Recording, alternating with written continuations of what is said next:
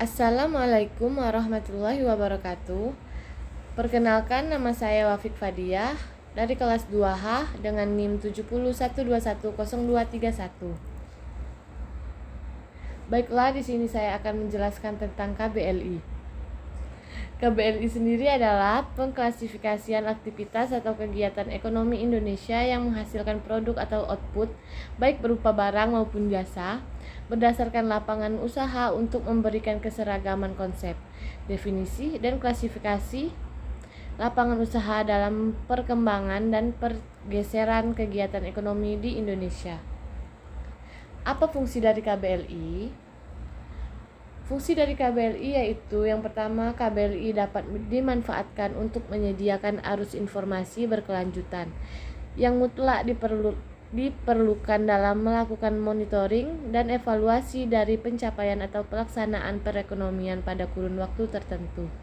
Yang kedua, KBLI menyediakan suatu sistem pengklasifikasian kegiatan ekonomi atau lapangan usaha yang dapat digunakan untuk mempelajari perilaku satuan ekonomi. Apa saja contoh-contoh KBLI?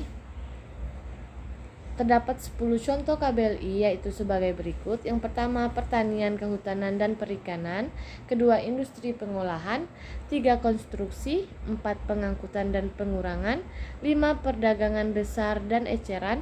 6, informasi dan komunikasi. 7, pendidikan. 8, real estate. 9, pertambangan dan penggalian.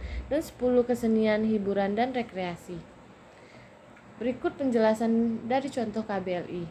Yang pertama, perikanan, kehutanan, dan pertanian, yaitu kategori ini mencakup semua kegiatan ekonomi atau lapangan usaha yang meliputi pertanian, tanaman pangan, perkebunan, hortikultural, peternakan, pemanasan hasil hutan, serta penangkapan dan budidaya ikan atau biota air.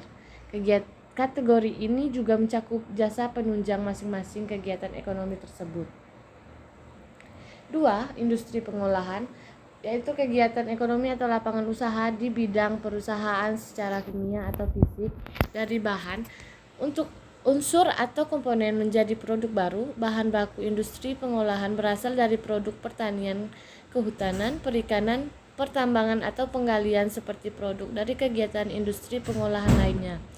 Perubahan, pembaruan, atau rekonstruksi yang pokok dari barang secara umum diperlakukan sebagai industri pengolahan. 3, konstruksi. Kegiatan ekonomi atau lapangan usaha di bidang konstruksi yaitu kegiatan konstruksi umum dan konstruksi khusus pekerjaan bangunan gedung dan bangunan sipil. Kegiatan konstruksi mencakup pekerjaan baru, perbaikan, penambahan, dan perubahan, pendirian bangunan atau struktur prafabrikasi di lokasi proyek, dan juga konstruksi yang bersifat sementara. Yang keempat, pengangkutan dan pengurangan. Penyediaan angkutan penumpang atau barang, baik yang berjadwal maupun tidak, dengan menggunakan jalan rel, saluran pipa, darat, perairan atau udara, dan kegiatan yang berhubungan dengan itu seperti fasilitas terminal dan parkir, penanganan kargo atau bongkar muat barang, pengurangan dan lain-lain. 5, perdagangan besar dan eceran. Kegiatan ekonomi atau lapangan usaha di bidang perdagangan besar dan eceran atau penjualan tanpa perubahan teknis dari berbagai jenis barang dan pemberian imbalan jasa yang mengiringi penjualan barang-barang tersebut.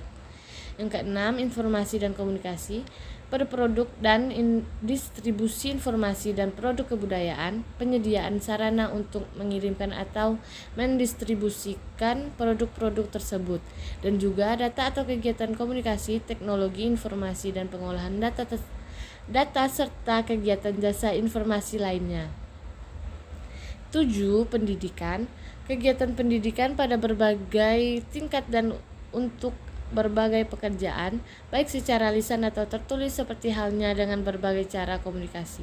Pendidikan negeri dan swasta juga mencakup pengajaran yang terutama mengenai kegiatan olahraga, hiburan, dan kegiatan penunjang pendidikan. Pendidikan dapat disediakan dalam ruangan melalui penyiaran radio dan televisi, internet, dan surat menyurat.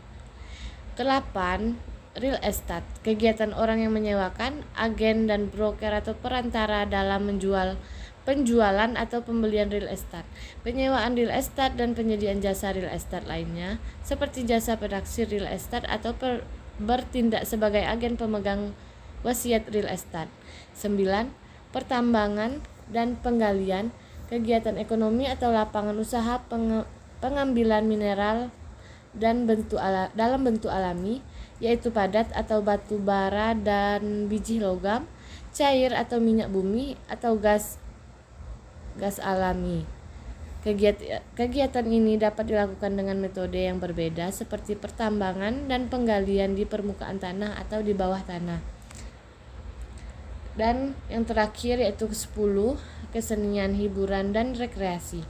Kegiatan yang cukup luas untuk memenuhi kebutuhan kesenian atau kebudayaan, hiburan dan rekreasi masyarakat umum, termasuk pertunjukan langsung, pengoperasian, tempat bersejarah, tempat perjudian, olahraga dan rekreasi.